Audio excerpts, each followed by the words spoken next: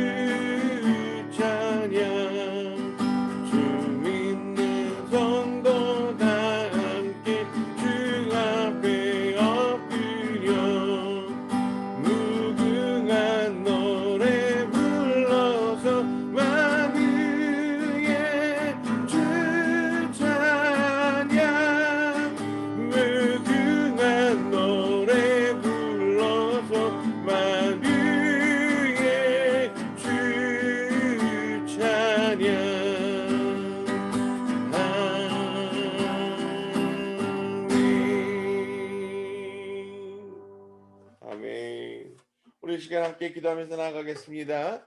아버지 하나님, 오늘도 우리와 동행하여 주시는 주님의 은혜를 높여 찬양합니다. 우리가 예배할 수 있고 예주를 높이고 경배할 수 있음을 기뻐 감사함으로 고백합니다. 아버지, 그 세상에 많은 제약과 어려움들이 있지만 우리가 예배할 수 있는 그 이유와 그 기쁨과 감사를 놓치지 아니하도록 주님 붙들어 주장하여 주시고 오늘도 우리와 동행하여 주시옵소서. 모든 영광 주님 손에 올려드립니다. 예수 그리스도 이름으로 기뻐 감사함으로 기도합니다. 아멘. 오늘 토요일입니다. 주님과 동행하고 계시죠? 기쁨과 감사에 평안한 휴식되고 계시죠? 우리 다 이제 음소거 푸시고 샬롬 하면서 서로 좀 인사 나누겠습니다. 네, 할렐루야, 샬롬. 샬롬. 오, 네. 우리 시간이 이마만 자꾸 보여서 얼굴 좀 보일 수 있도록 좀 내려봐봐요. 좀 카메라 세팅을 어떻게 이상하게 얼굴만 반만 보이게 하신단 말이야. 이호영 사모님, 얼굴이 보여야지. 이게 뒤에가 배경만 너무 보여요. 샬롬, 우리 중현이가 오랜만에 함께하고 있습니다. 어머, 중현이 들어왔구나. 안녕. 안녕하세요. 잘 지내고 있는요? 역시 목소리가 이뻐요. 아이고, 근데 그 표기가 녕이요. 처음에 이게 녕이 누군가 그랬는데 보니까 우리 중현이에요. 네. 그래요. 또 우리 얼굴 없는 전사님은 요즘 왜 얼굴에게 뭐 두드러기 났수? 왜 이렇게 얼굴을 감추고 있수? 네. 오늘 에헤즈겔 11장입니다. 에헤즈겔 11장 말씀.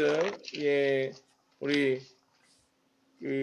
오늘은 누가 읽어 주실까? 자원하시는 분이 계십니까? 네? 우리 어제 성신 집사님 해주셨는데 오늘 우리 하경 집사님 하시죠. 11장. 네. 11장이요. 네. 영이 나를 들어 올려 동쪽으로 향한 여호와의 집 동쪽 문으로 데려오니 보라, 그 문 입구에 25명이 있었고 그들 가운데서 백성의 고관들인 아쭈르의 아들 야자냐와 브나야의 아들 플랏 야후를 내가 보았다. 그가 내게 말씀하셨다. 인자야, 이들은 이 성에서 죄악을 생각하고 악한 계획을 계획하며 지금 집들을 지을 때가 아니다. 성은 솥이고 우리는 고기다 라고 말하는 자들이다. 그러므로 그들에게 예언하여라. 인자야, 예언하여라. 여호와의 영이 내 위에 떨어져 내게 말씀하셨다. 말하여라. 나 여호와가 이렇게 말한다. 그렇게 너희가 말하니 이스라엘 집아, 너희 영에 떠오른 것을 내가 안다. 너희가 이 성에서 칼로 많이 죽여 그 거리들을 칼에 죽은 자로 채웠다. 그러므로 주 여호와께서 이렇게 말씀하셨다. 너희가 그 성 가운데에 둔 너희 죽은 자들이 바로 고기이고 그 성이 솥이다. 그러나 너희를 그 성 가운데서 내가 나오게 할 것이다. 칼을 너희가 두려워하니 칼을 내가 너희에게 가져다 줄 것이다. 주 여호와의 말씀. 내가 그 성 가운데서 너희를 끌어내어 이방인들의 손에 줄 것이다. 그리하여 내가 심판들을 너희에게 행할 것이다. 그 칼에 너희가 쓰러지리니 이스라엘 경계에서 내가 너희를 심판할 것이다. 그때 너희는 내가 여호와인 줄 알 것이다. 그 성은 너희 솥이 되지 않고 너희는 그 성 가운데서 고기가 되지 않을 것이다. 이스라엘 경계에서 내가 너희를 심판할 것이다. 그때 너희는 내가 여호와인 줄 알 것이다. 내 규례들대로 너희가 걸어가지 않고 내 법규들을 너희가 행하지 않고 너희 주위에 있는 이방 나라들의 법규들대로 너희가 행했다. 내가 예언할 때 브나야의 아들 플랏 야후가 죽었다. 내가 내 얼굴을 땅에 대고 엎드려 큰 소리로 부르짖으며 말하였다. 오 주 여호와시여, 당신께서 이스라엘의 남은 자를 끝내시렵니까? 그때 여호와의 말씀이 내게 있었다. 인자야, 내 형제들, 곧 내 형제들과 너를 위하여 물을 사람들과 온 이스라엘 집 모두에게 예루살렘의 주민들이 말한다. 여호와에게서 멀리 가거라. 이 땅은 우리의 소유로 주어진 것이다. 그러므로 말하여라. 주 여호와께서 이렇게 말씀하셨다. 내가 그들을 이방 나라들 가운데로 멀리 보내어 그 땅들 가운데로 흩었다. 그리고 나는 그들이 간 그 땅들 가운데서 잠시 그들에게 성소가 되었다. 그러므로 말하여라. 주 여호와께서 이렇게 말씀하셨다. 내가 너희를 그 민족들로부터 모으고 흩어진 그 땅들에서 모아들여 이스라엘 땅을 줄 것이다. 그들이 거기로 들어와서 그곳의 모든 혐오스러운 것과 가증한 것을 치울 것이다. 내가 그들에게 한 마음을 주고 그들 가운데 새 영을 주이니 내가 그들의 몸에서 돌 같은 마음을 제거하고 그들에게 살 같은 마음을 줄 것이다. 이는 그들이 내 규례들을 따라 걸어가고 내 법규들을 지키며 그것들을 행하게 하기 위함이다. 그때 그들은 내 백성이 되고 나는 그들의 하나님이 될 것이다. 그러나 그들의 혐오스러운 것들과 가증한 것들을 따라가는 마음을 가진 자는 그들의 길대로 내가 그들의 머리에 줄 것이다. 주 여호와의 말씀. 그때 쿠룹들이 그들의 날개들을 들어 올리는데 바퀴들은 그들 옆에 있었다. 이스라엘 하나님의 영광이 그들 위에 계셨다. 여호와의 영광이 그 성 가운데로부터 올라가셔서 그 성의 동쪽에 있는 산 위에 서셨다. 영이 나를 들어 올려 카스딤으로 그 포로들에게 하나님의 영의 모습 안에서 데려왔다. 내가 본 그 모습이 내게서 올라갔다. 나는 여호와께서 내게 보여주신 여호와의 모든 일을 그 포로들에게 말하였다. 아멘. 네, 오늘 예, 이헤즈겔의 이제 11장 말씀입니다. 어제 저희가 아려하고 하느라고 묵상은 안 했습니다만 각자 10장은 다 하신 거죠? 예. 왜냐면 이 성경이 이제 그 장절로 되어 있지만 한 장씩 이렇게 같이 묵상을 하는 이유는 이 성경이 성경을 해석한다는 말씀 아마 이해해 주실 겁니다. 그래서 이 성경을 중간에 빼고 읽으면 이 앞뒤 문맥들이 이해되지 않으면서 상황들이 잘 정리가 안 되는 그러한 문제들이 있습니다. 그리고 특별히 그 예언적인 이 예언서의 성향이 강한 책들일수록 이 장절들을 놓치지 않고 읽으셔야 되는 것이 중요합니다. 왜냐하면 중간중간에서 맥락 없이 튀어나오는 것처럼 보이기 때문입니다. 그러나 그것들이 앞뒤로 잘 연결되어져 있습니다. 그래서 여러분들이 이렇게 빠뜨리지 않고 묵상을 하시는 게 중요합니다. 오늘 11장 말씀은 사실 이미 역사적으로 이루어졌다라고 하는 해석과 그리고 이것이 이제 이루어져야 할 우리의 미래라고 하는 해석 두 가지가 공존하고 있는 장이기도 합니다. 즉 영이 나를 들어올려 동쪽으로 향한 여호와의 집 동쪽 문으로 데려오니 그랬습니다. 이 동쪽이라고 하는 건 시간이 이제 잘 보세요. 제가 여러분들에게 그 시간의 개념에 대해서 설명했던 것들 기억하시면서 좀 같이 들으시면 이해가 좀 쉬울 게 인간의 시간은 어디에서 어디로 흘러갑니까? 좌에서 좌에서 우로 흘러가는 거죠. 그래서 지금 여호와의 집 동쪽 문이다 그러면 앞으로 있을 미래에 관한 이야기, 앞으로 다가오게 될 일의 이야기, 이 시간적인 라인으로 보면 그렇다는 거예요. 자, 그래서 그 아담이 범죄하여서 에덴의 어느 쪽으로 갔대요? 동쪽이요. 에덴의 동쪽으로 갔다 이런 표현들 하잖아요. 그 왜 동서남북 중에 왜 동쪽은 나쁜 쪽인가? 하나님과 반대편. 인간의 시간? 하나님은 서쪽을 좋아하시네. 그게 아니고 인간의 시간. 이제 에덴의 동쪽으로 갔다라고 하는 것은 즉 그 안에 시간적 제약 안으로 들어갔다는 것을 의미합니다. 시간의 제약. 그래서 시간이 서에서 어디로 흐른다고요? 동으로 흐른다고요. 그래서 그 시간의 제약 안으로 시간의 범주 안으로 들어가면서 이제 좌에서 우로 흘러가는 그와 같은 제약 가운데 서게 된 거다라고 얘기하는 거고요. 오늘 여호와의 집 동쪽 문으로 데려오니 그랬으니까 이것이 앞으로 도래하게 될 예언적인 계시이고 그것을 통해서 미래에 닥칠 일이다라고 해석하고 이해하는 부분들이 있습니다. 그런데 이 하나님에게는 이 미래라고 하는 것이 사실 우리의 개념과는 좀 다르죠. 네. 하나님에게는 시간이 없으니까 그래서 시간 안에 매여 계신 분이 아니니까 그 미래가 우리가 얘기하는 가까운 미래인지 중간쯤 먼 미래인지 저 끝에 있는 미래인지에 대한 구분이 없다 이거예요. 그래서 우리가 깨달을 수 없고 이해할 수 없다 이렇게 생각할 수도 있지만 반대로 그래서 그 미래의 것들은 우리들의 삶으로 보면 우리가 살아가면서 오늘 이제 지금 우리가 살고 있는 오늘은 어제의 시간으로 보면 미래. 현재가 아니라 미래죠. 그래서 오늘 우리가 그 시간이 닥치면서 그 미래가 나의 현재가 되었지만 여전히 나한테는 미래가 존재하잖아요. 이 개념이 이해가 되시죠? 네. 오늘 내가 지금 살고 있는 데에서 내일이 나의 미래였는데 하루를 살았더니 그것이 나의 오늘 현재가 되고 또 하루를 더 살았더니 그것이 나의 과거가 되고 그 앞에 있던 미래가 다시 나한테 다가오게 되잖아요.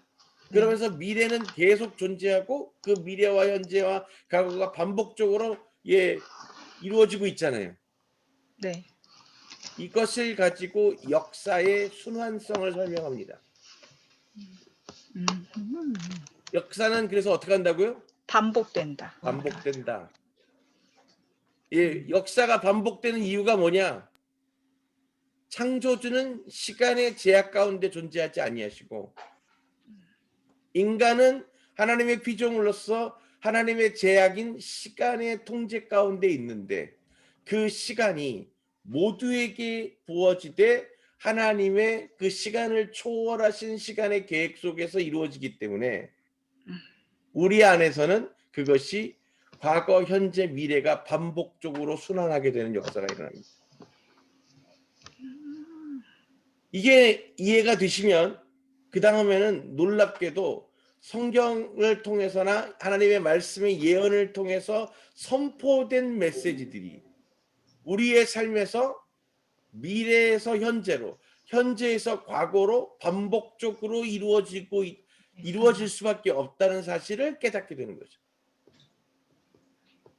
그러니까 오늘 하나님께서 약속하신 그 우리를 향한 언약이 과거에 아브라함에게 주셨던 그 언약이 이제 이 모세와 여호수아를 통해서 주신 그 언약으로, 그리고 그 다윗에게 주신 언약으로, 다윗과 솔로몬을 통해서 또 그 땅에 있었던 모든 왕들과 그들에게 주어 주셨던 언약으로, 그리고 예수 그리스도를 통해서 이스라엘의 백성들에게 주셨던 그 언약으로, 더불어서 이제 예언자들과 선지자들을 통해서 하나님의 자녀들에게 주시고, 더불어서 지금 이 시대를 살아가고 있는 목회자들과 그 하나님의 말씀을 선포하고 증거하는 이들의 선포와 증언으로 지속적으로 반복되어져 우리들의 삶에 적용되고 있다는 사실을 깨달으면 됩니다.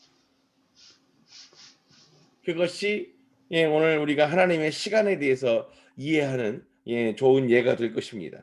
그래서 오늘 이 에헤즈겔 11장 말씀은 분명히 지금 보시면 누가 지금 이 머리를 쓰고 있는 거예요. 이제 이스라엘 땅이 멸망하고, 잘 보세요. 그래서 그들이 이제 포로로 끌려가게 되는 일이 있고, 이제 그와 같이 이스라엘이 다 불불이 흩어지게 될 것이고, 그와 같은 때가 될 거라는 거잖아요. 그런데 그때 그것을 애통히 여기면서 회개하고 돌이키는 자들만 있는 것이 아니라 어떤 이들이 있어요. 자신의 그 백성들, 자신의 그 하나님의 민족들이 살고 있던 그 땅을 통째로 삼켜버리고, 그것을 마치 자신들의 솥에 담구어서 고기를 익혀가지고 자기 배를 채우려고 하는 그 욕심에, 개인적인 욕심을 채우려고 하는 이들, 그것을 계획하고 있는 이들이 그 땅을 장악하고자 하는 노력들을 하나님이 지금 보여주시는 거예요. 그런데 여기에서의 그 그림은 그들 개개인들의 문제만이 아닙니다. 지금 하나님의 심판이 예루살렘에 부어지고 있는 그 진짜 이유가 그 안에 숨겨져 있는 거예요. 그들은 더 이상 하나님의 공의를 생각하고 하나님의 언약 가운데서 살아가고자 하는 순종된 삶을 계획하는 것이 아니라 오로지 뭐에만 관심이 있어요? 고기요, 고기. 응? 자신들에게 유익하고 이로울, 자기의 배를 채우고 자기에게 기쁨과 행복을 주게 될 그 고기에 관심이 있는 거예요.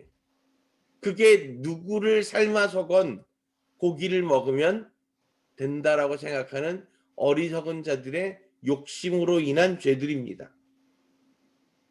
오늘 그 하나님은 분명히 말씀하고 있습니다. 너희들이 그렇게 계획하겠지만 그렇게 되지 않을 것이다라는 거예요. 어떻게 되는 거죠? 그것을 계획하는 자들마다 이방인들의 손에 주어질 것이고, 그래서 그들이 다 어떻게 돼요? 그 칼에 쓰러지게 될 거다 이겁니다. 이게 또 참 놀라운 게 뭐라면요, 죄인들이 칼을 두려워해요. 그 죄인들이 칼을 두려워한다는 얘기는 뭘까요?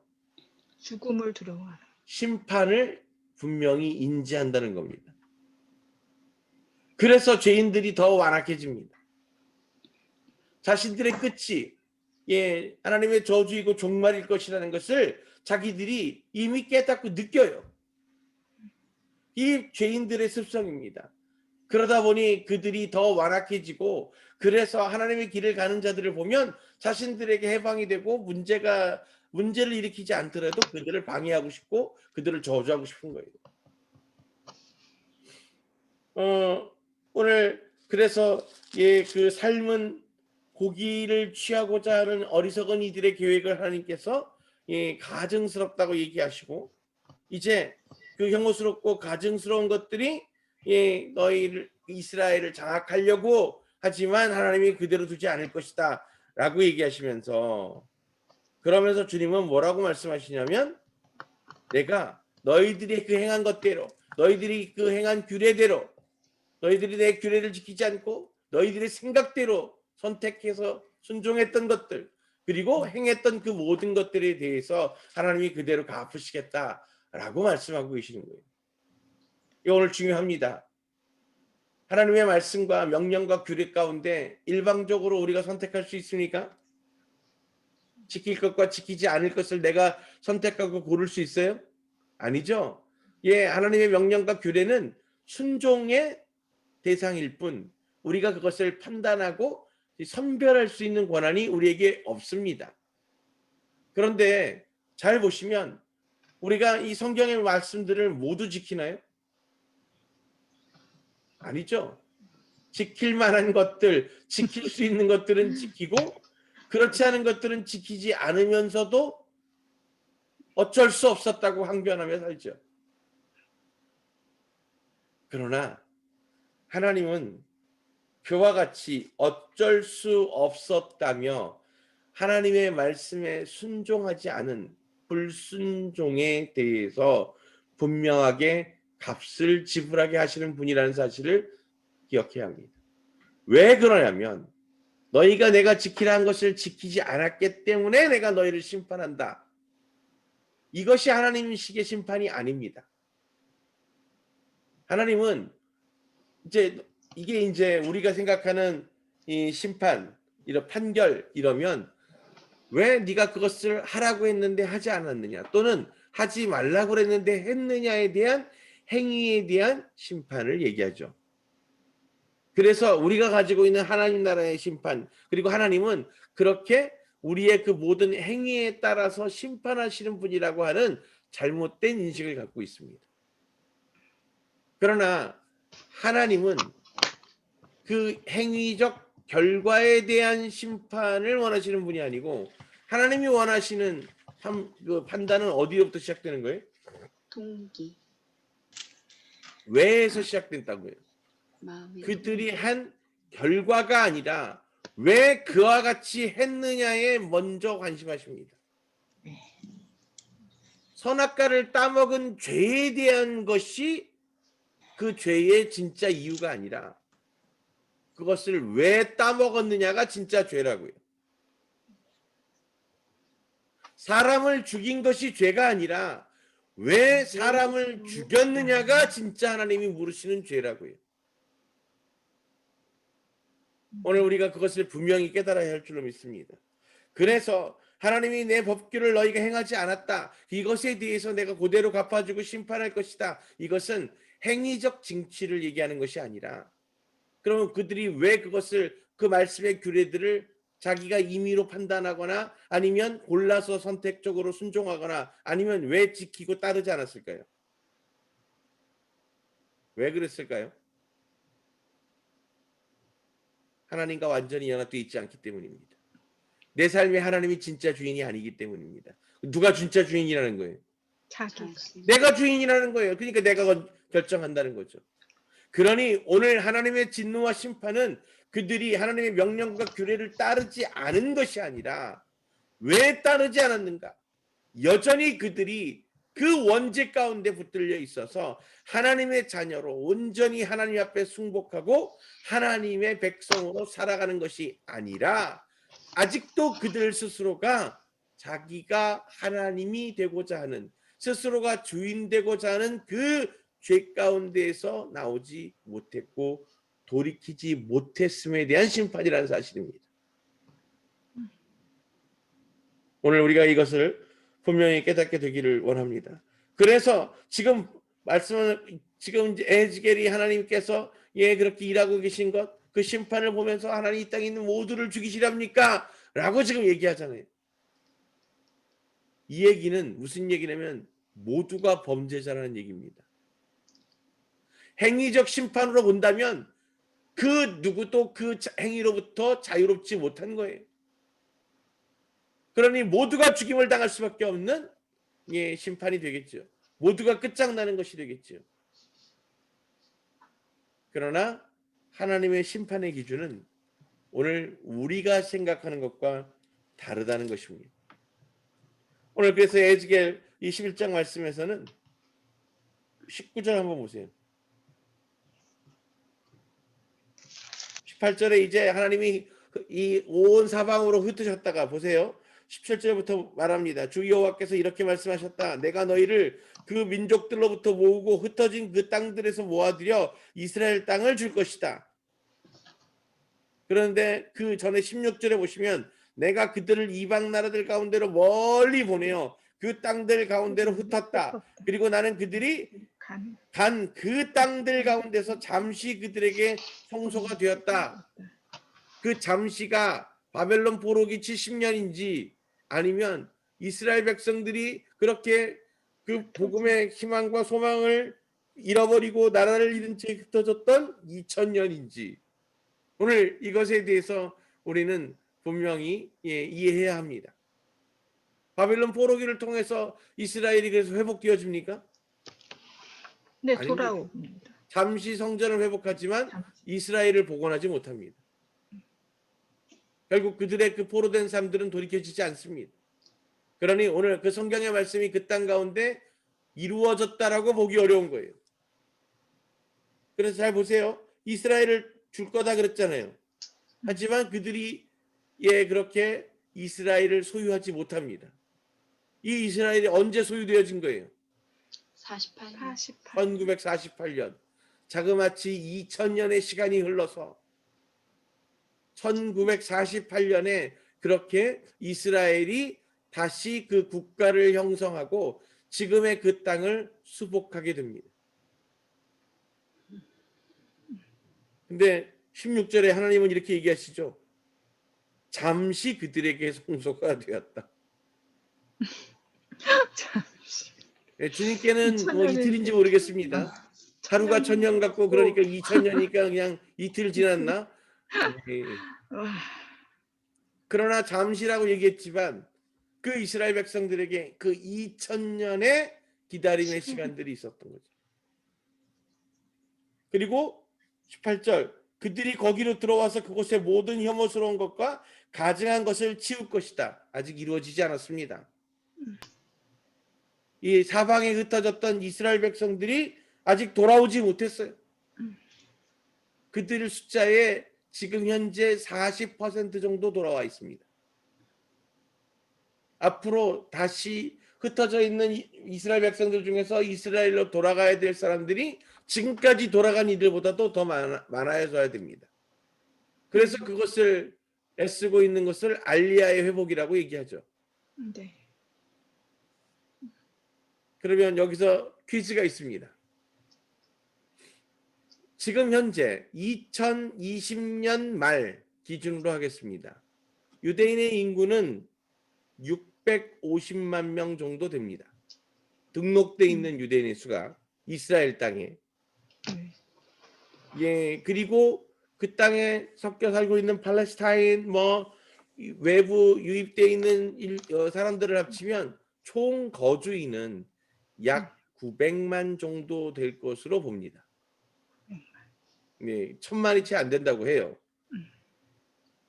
자, 그 외부인 빼고 650만이라고 하는 등록돼 있는 이스라엘 사람들 중에 크리스찬 비율은 몇 퍼센트일까요?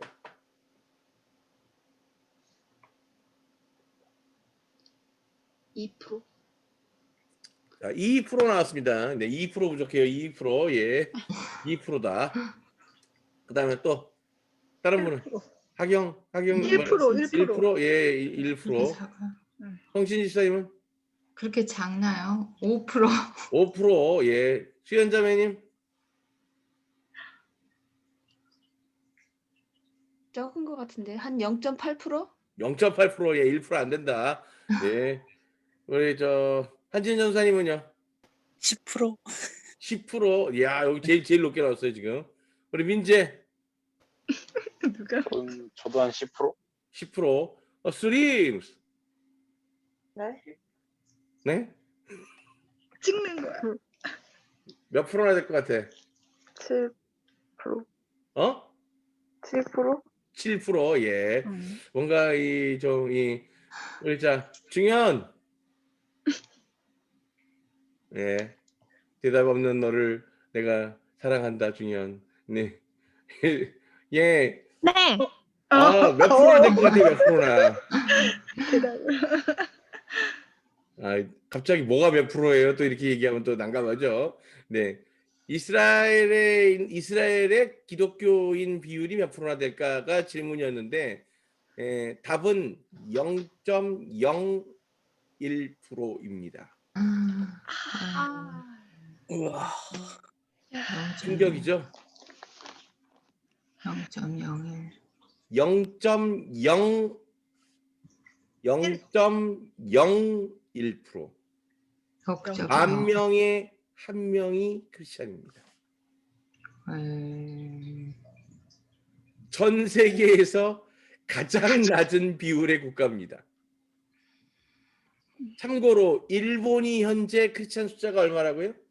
전체 인구의 2%? 1.5% 정도 된다고 그래요. 뭐니? 네, 일본도 많이 크리스찬 숫자가 올랐네. 급감하고 있어요. 예, 적다. 대한민국은 몇 프로래요? 25. 아, 그거 10년 전 얘기입니다. 14%. 네, 6%. 지금 대한민국의 크리스찬 비율은 8%대로 떨어졌습니다. 8%. 8%. 네. 대한민국 8%. 엄청나네요. 예, 예전에 뭐 캐톨릭과 합쳐가지고 20%다, 20%를 넘는다, 뭐 이런 얘기도 한 적이 있잖아요. 네. 예, 지금 이 대한민국의 크리스찬 인구는 8%. 물론 편지 이런 거 빼고입니다. 그런데 그거에 비해서 지금 이스라엘은 0.01%라고. 그 나머지 사람들은 알아. 뭐예요? 유대인. 그러니까 예수를 믿지 않는 그냥 유대교인들입니다. 이게 그러니 지금 보십시오. 하나님께서 지금 말하지만 거기로 이스라엘 땅을 주고 흩어진 이들이 모이는 것만이 아니라 그 땅에서 뭐가 돼야 돼요? 19절 보세요. 내가 부드러운 그들에게 한 마음을 주고 그들 가운데 새 영을 주리니 내가 그들의 몸에서 돌 같은 마음을 줄 거고 그들에게 살 같은 마음을 줄 것이다 라고 얘기하시잖아요. 하나님의 영이 그들에게 부어져야 되는 거예요. 그래서 지금 에스겔 11장은 아직 이루어지지 않았다라고 해석하는 이들이 많은 겁니다. 지금 이스라엘로 사람들이 모여들고 있는 것도 진행형이고요. 그리고 그 이스라엘의 회복과 더불어서 지금 이제 그 땅에 한 마음이 부어져야 되는데 한 마음이라고 하는 건 결국 한 영을 소유해야 되는 거고요. 새 영을 주리니 그러셨잖아요. 그 영이 바로 한 마음으로 한 믿음으로 엮어지게 될 성령의 역사인 거죠. 그래서 오늘 이 에스겔 11장의 하나님의 언약은 아직 이루어지지 않았다라고 보고 있는 겁니다. 오늘 그것을 이루어야 될 사명을 진 자들이 바로 우리 세대인 줄로 믿습니다. 20절 이는 그들이 내 규례를 따라 걸어가고 내 법규들을 지키고 그것들을 행하게 하기 위함이다 그러셨어요. 하나님께서 우리에게 가르쳐 지키라 명한 그 계명과 규례들을 우리의 삶으로 지키며 살아가게 위해서라고 말씀하고 계세요. 그때 그들은 내 백성이 되고 나는 그들의 하나님이 될 것이다. 비로소 하나님께서 너희가 나와 함께 동행하고 나와 끝까지 순종하면 내가 너희들을 야훼가 되고 하나님이 되고 너희는 내 백성이 될 것이다 얘기하셨던 약속하셨던 그 모세와의 언약, 여호수아의 그 언약, 그 이스라엘 족속들에게 주셨던 그 언약이 언제서야 이루어지냐면 하나님께서 그들에게 흩어졌다 수천 년이 지난 그들을 한가운데로 모으시고 이스라엘 땅 가운데에서 그들에게 새 영을 부어주셔서 하나님의 성령이 그들에게 임하시면 그제서야 비로소 그들에게 하나님이 허락하심으로 돌 같은 마음이 살 같은 마음으로 바뀌면서 이제 그 주를 고백하고 온전히 주님의 나라의 백성들로 세워지게 될 것이다 이겁니다. 그제서야 그들이 하나님의 온전한 백성이 되고 그들의 하나님이 되시는 거예요. 그러나 잘 기억하십시오. 21절 그러나 그들의 혐오스러운 것들과 가증한 것들을 따라가는 마음을 가진 자 혐오스러움 잘 보세요. 지금까지 전통적으로 성경을 해석할 때 혐오스러운 것들과 가증한 것을 따라가는 마음 이것을 깨닫지 못했습니다. 우상 숭배 그것이 죄라고 가르쳤어요. 그죠? 우상을 숭배하는 것도 죄지요. 우상 앞에 절하고 우상 앞에 가서 그 예물을 올리고 이렇게 하는 것이 죄라고요. 그런데 그거보다 더 큰 죄가 뭐라고요? 왜 혐오스러운 거. 그렇게 내가 왜 그 우상 앞에 가서 그- 절을 했냐고. 그 왜 이유가 그랬니? 뭐예요? 내가 내 잘못 유익과 음. 내게 필요한 것들을 하나님이 아닌 다른 것들을 통해서 채우고자 했던 어리석은 것. 그것이 죄라고요. 그것이 하나님을 향한 배도라고요. 오늘 그것이 혐오스러운 일입니다. 그래서 오늘 이 성경이 분명히 말하고 있죠. 그 혐오스러운 것과 가증한 짓을 하는 것이 죄. 그것에 지금 하나님의 초점이 맞춰져 있는 게 아니라 그것을 따라가는 마음을 가진 자. 그 마음을 가진 자들이 오늘 그들의 갈대로 내가 그들의 머리에 줄 것이다. 이게 뭐예요? 갈대로 그들의 길대로 예, 그 내가 줄 것이다. 그들이 그렇게 그 마음으로 행한 모든 것대로 대갚아 주시겠다는 거예요. 이해가 되셨죠? 심판은 그런 것입니다. 우리가 행한 행위들. 그래서 이런 이제 심판에 대해서 이해를 하다 보면 사람들이 이런 장면들을 생각해요. 심판대 앞에 서서 재판정에 서 계시는 예수님을 바라보면서 천사들이 나를 데리고 와서 세웠더니 갑자기 롤 스크린이 쫙 열리더니 그동안 내가 살아가면서 해왔던 모든 죄들이 다다다다다다다닥 나오더라. 그래서 와, 내가 저질렀던 그 많은 죄들이 이렇게 한 번에 다 까발려지는구나 라고 부끄러워서 머리를 숙였다. 그리고 하나님께서 예수님이 보좌 위에서 너는 유죄. 그래서 심판받아 그 지옥의 길로 갔다. 뭐 이걸 대부분 상상하잖아요. 그죠? 행위적 심판의 관점입니다. 그러나 그 롤스크린에 보여져야 될 진짜 것들은 뭐냐면 그와 같은 선택과 그와 같은 행위의 이유가 뭐였는지에 대한 내 마음의 것들이 드러나게 되는 겁니다.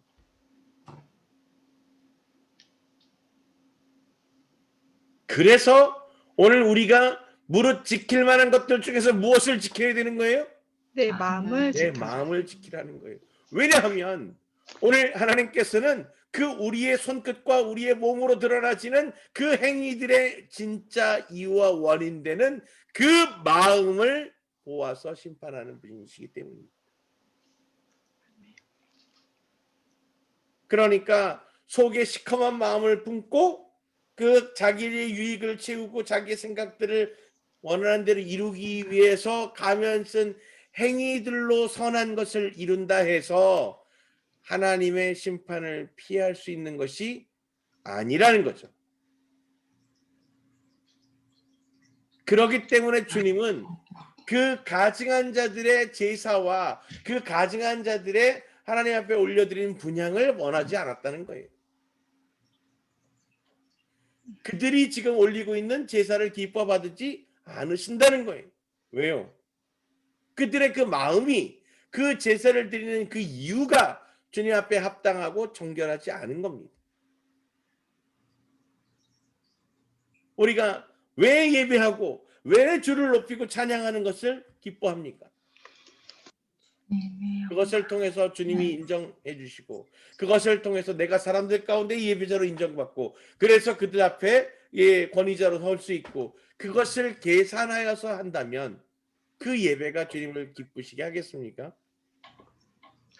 그것이 아니라 오늘 우리 삶에 소출도 없고 내어드릴 것도 없고 내가 그 삶에서 시간도 없고 아무것도 주를 기쁘시게 할 수 있는 것들을 소유하지 못했지만 그럼에도 불구하고 누가 보아도 불쌍하고 가련할 수밖에 없고 팍팍한 삶을 살아가는 우리들의 그 인생 가운데에서 오늘 내가 잠시 그 호흡을 가다듬는 그 순간에 그럼에도 불구하고 내게 호흡 주셔서 나와 함께 동행하시고 이 고난까지도 그렇게 안타까운 마음으로 동행해 주시는 주님의 은혜가 느껴지고 그것이 기쁨과 감사가 되어서 그 남들이 불쌍하게 보고 안타까워 보는 그 삶의 자리에서 주님 앞에 엎드려져서 기쁨과 감사함으로 내가 내 삶이 그 다른 이들과 비교할 때 턱없이 부족하고 모자랄지라도 오늘 나의 이 생명의 호흡이 주를 높이는데 그렇게 주께서 기뻐 받으심을 기뻐하고 감사합니다 라고 고백할 수 있으면 하나님은 그 우리들의 그 기도와 간구, 그 찬양을 세상의 가장 귀한 예물처럼 받으시는 분이시라는 사실입니다. 아멘. 오늘 그 과부의 2렙돈, 네.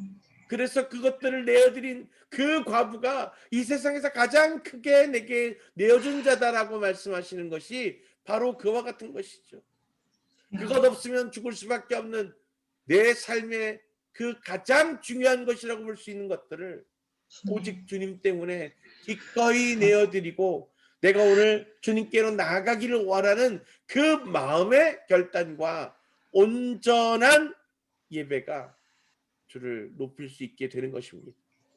오늘 주가 바라고 주가 받기 원하시는 예배는 그런 것이고 우리의 그 심판 가운데 우리에게 그 죄에서 돌이키라고 말씀하시는 것은 그래서 교회의 예배에 참석하는 것이 아니라 왜 예배하느냐를 분명히 회복한 주님의 자녀들을 원하시는 겁니다. 아멘. 오늘 우리가 왜 이와 같이 이 시간에 모여서 묵상하고 이 메시지를 나누느냐? 오늘 모였기 때문에 주님 앞에 매일 묵상 예배로 예배했기 때문에 주님 앞에 기쁨을 주는 자가 예배자가 아니라 오늘 그 삶의 자리에 정해진 시간에 구발하여서 주님 앞에 내 삶을 드리고 주님의 말씀과 그 주님의 도우심으로 말미암아 내 삶을 새롭게 하여 주님의 영광에 동참하고자 하는 우리들의 그 삶의 고백들이 그렇게 주를 기쁘시게 하기 때문이라는 사실을 오늘 우리가 분명히 깨닫게 되기를 주님의 이름으로 축복합니다. 예, 그래서 주님의 오늘 심판은 분명하게 우리의 그 행위가 중점이 아니라 그 행위들을 이루게 되는 내 진짜 속마음과 그 마음의 본질을 주님께서 심판하신다는 것을 기억하게 되기를 예수 그리스도로 축복합니다. 그러므로 매일 이어지고 있는 우리 삶의 그 예배들이 예배하는 것이 중요한 것입니다. 예배하지 않으면 감당할 수 없고 견딜 수 없는 우리의 그 삶의 갈급함과 기쁨과 감사가 중요한 것입니다. 그러므로 오늘 예배하는 모든 이들에게 주님께 나아가기 위한 기쁨과 감사가 충만하시기를 주님의 이름으로 축복합니다. 그 은혜로 말미암아 세상에 주는 어떤 고통과 고난 가운데 있을지라도 우리의 그 삶들이 주님 때문에 기뻐하고 그것으로 말미암아 감사할 수 있을 때 오늘 주님의 나라가 우리의 임하게 될 줄로 믿습니다. 즉각적으로 우리가 주님의 나라로 옮겨져서 주님과 연합하여서 주의 나라를 살게 되는 역사가 있게 되는 줄로 믿습니다. 아멘. 그러므로 사랑하는 성도 여러분, 오늘 주님과 기쁨의 동행을 하십시오. 그리고 그 주님께서 여러분의 그 삶을 통해서 이루시는 하나님 나라의 그 놀라운 은혜와 소망을 세상 가운데 풍성히 전하고 증거하는 거룩한 주님의 증인들 되시기를 예수 그리스도의 이름으로 축복합니다. 아멘. 아멘. 우리 함께 기도하며 나아가겠습니다.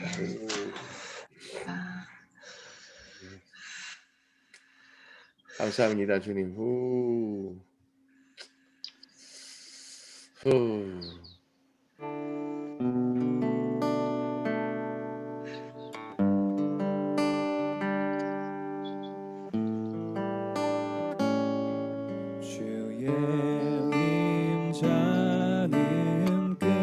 그렇습니다, 주님. 오늘 우리가 기쁨과 감사함으로 주를 높이고 예배한다. 우리가 주의 말씀을 먹고 마시므로 이렇게 주님의 은혜와 영광 가운데 동참하기 위해 오늘 예배를 올려드리기를 원합니다. 아버지, 그렇게 주를 붙들고 주님과 하나 되기를 소망하는 거룩한 주의 백성들 한 사람 한 사람을 주님의 이름으로 축복하며 나아갑니다. 아버지, 주께서 오늘 주의 영으로 함께하여 주시어서 그 주의 천사들을 통해서 그들의 이마 위에 그렇게 거룩하게 주님의 자녀들로서 인쳐주시고 표시하여 주시옵소서.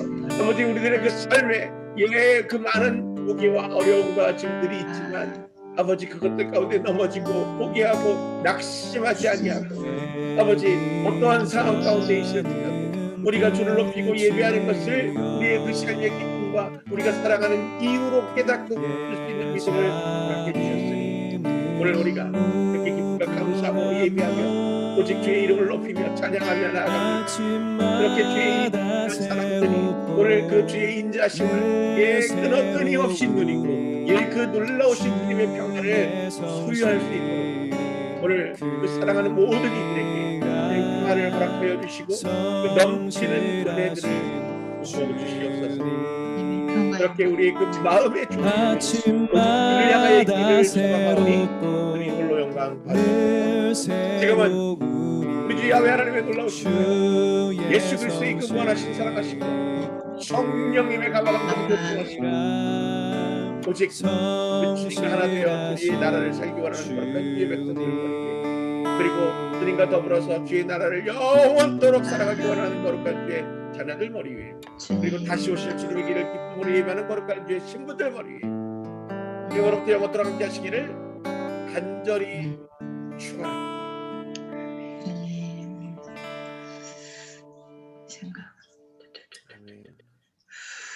와우, 할렐루야. 네, 그렇게 우리가 좀 성경 말씀을 묵상하면서 새로운 관점 안에서 그 이해들을 폭넓게 가져가는 묵상 예배들이 되기를 주님의 이름으로 축복하고요. 내일 우리가 또 비대면 예배로 주일 예배를 계속 이어가죠. 이 우리 서 목사님네 아이들 못 본 지가 한 달이 되어가지고 그래서 이번에는 그 아이들과 함께 예배하려고 우리 홍승희 사모님도 맨날 집에서 애들만 들고 계셔서 함께 예배 현장에서 나누면 좋겠다는 마음이 있어서 우리가 함께 합니다. 그러다 보니까 오히려 전에 예배위원 20명 모일 때보다도 더 어려워진 상황을 느끼게 되는데 그래도 낙심하지 말고 지치지 마시고요. 더 예배할 수 있게 되기를 주님의 이름으로 축복합니다. 그리고 또 이렇게 얼굴 보면서 이렇게 나눌 수 있고 이 묵상 예배를 매일 또 이어갈 수 있어서 기쁘고 감사합니다. 평안한 밤 되십시오. 주일날 뵙겠습니다. 샬롬. 감사합니다. 중현아 잘 가. 주일날 안녕히 주일 예배도 계세요. 와. 주일 때도 보자. 네. 주일 땐 이쁘게 하고 얼굴 좀 보여줘.